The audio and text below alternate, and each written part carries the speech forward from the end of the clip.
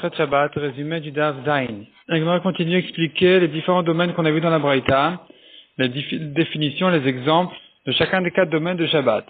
Donc on a vu que déjà il y a le domaine qui s'appelle Reshut Yachid, Reshut Arabim aussi, et on a vu ensuite des exemples de Carmélite qui est un domaine intermédiaire. On a vu comme la mer, comme les champs et d'autres choses qui s'appellent Carmélite, et la Braïta conclut en disant et la Carmélite. Et la question qui se pose, mais qu'est-ce que la Braïta vient nous ajouter par la Carmélite? Tous ces exemples-là, ce sont bien des Carmélites. Répond la Gemara, ça vient nous ajouter encore un exemple de Carmélite en plus, qui n'a pas été cité jusqu'à présent, qui est les côtés du Reshut Arabim. C'est-à-dire que si quelqu'un, par exemple, a construit sa maison pas à la limite du Reshut Arabim, il a rentré sa maison un peu, il a laissé une marge qu'il a offert en quelque sorte au Reshut Arabim, eh bien cet espace-là, il est pas aussi fréquenté que le Reshut Arabim parce que les gens doivent faire un petit détour pour rentrer là-bas, donc pour rentrer dans ce coin-là. Ce coin-là s'appellera Carmélite. La Gemara continue à traiter d'autres exemples de Carmélite, comme par exemple, dans le marché, par exemple, nous avons les marchands qui avaient l'habitude de suspendre leurs marchandises sur les petits poteaux. Ces poteaux-là n'étaient pas un en face de l'autre, il y avait beaucoup de poteaux un à côté de l'autre et pas un en face de l'autre. Et plusieurs rangées même, les gens avaient du mal à marcher là-bas, et il fallait vraiment faire des zigzags.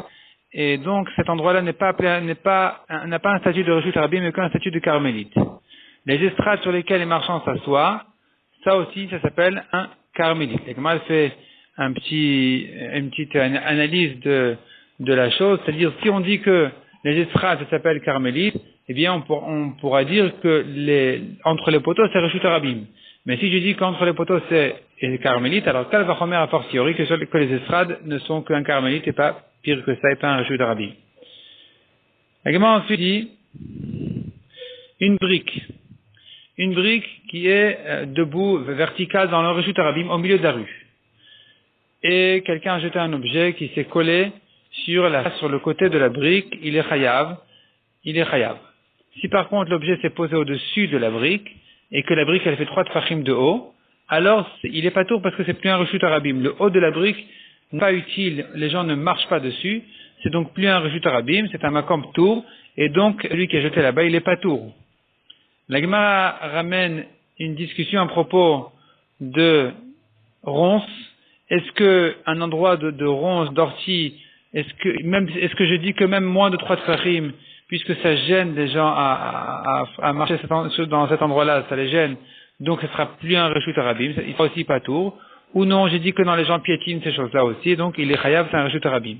De même, dit la Gemara, il se peut qu'un excrément dans le Reshut Arabim serait considéré non pas comme un Reshut Arabim parce que les gens ne marchent pas dessus, ou même ça c'est pas évident, peut-être que c'est quand même un Reshut Arabim. La Gemara elle ramène des marchoktot, des discussions pour chacune de ces choses-là. La Gemara ensuite dit, le domaine qui s'appelle Carmélite doit faire minimum 4 sur 4 fachim de large, et ça monte jusqu'à 10 fachim depuis la surface de cet endroit-là. Comme la mer par exemple, depuis la mer, au-dessus de la mer nous avons 10 fachim qui s'appellent Carmélite, plus haut que ça, c'est déjà plus Carmélite, ça s'appelle déjà Makom Tor, on a le droit de porter là-bas, de faire passer un objet d'un endroit à l'autre qui sont peu que 10 fachim de la mer.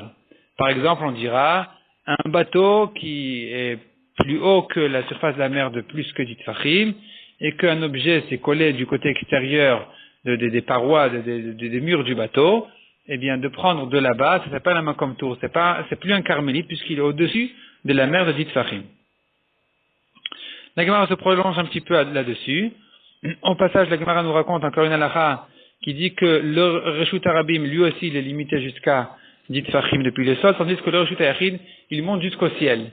Donc si quelqu'un a jeté un objet qui s'est posé sur une barre qui est haute même de 100 amot de haut, qui est planté dans le Reshut Yachid, un bâton dans le Reshut Yachid qui va jusqu'à 100 amot de haut, et l'objet il s'est posé là-bas, eh bien il est chayav si cet objet a été jeté d'un Reshut Arabim à là-bas, puisque le Reshut Yachid s'appelle Reshut Yachid, propriété, domaine privé jusqu'au ciel. Une maison qui fait moins de 10 tfachim de haut à l'intérieur, mais avec l'épaisseur de son plafond, de son toit, ça fait 10 tfachim.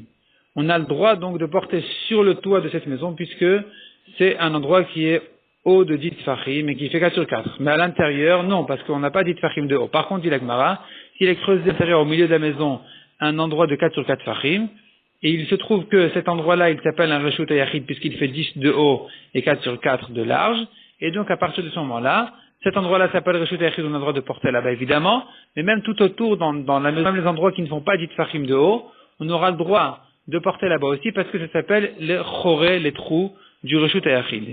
Or les trous qui se trouvent dans les murs ou bien des trous qui servent à un reshut hayachid, leur statut est comme un reshut hayachid, on a le droit de porter là-bas même plus que 4 amot. En ce qui concerne les trous du harabim, c'est-à-dire un mur de son côté extérieur qui donne en fait sur la rue, qui donne sur le reshut harabim, il y a là-bas des petits trous, des petits creux, et un objet se trouve là-bas, ou bien on a jeté un objet qui s'est arrêté là-bas. Est-ce que ce trou-là, on le considère comme un reshut harabim ou pas? La Gemara ramène là-dessus une marloquette entre Abaye et Rava. La Gemara ensuite ramène toute une discussion entre Abaye et Rava, comment chacun prouve son avis et répond à l'autre, et ça se prolonge donc quasiment jusqu'à la fin du daf.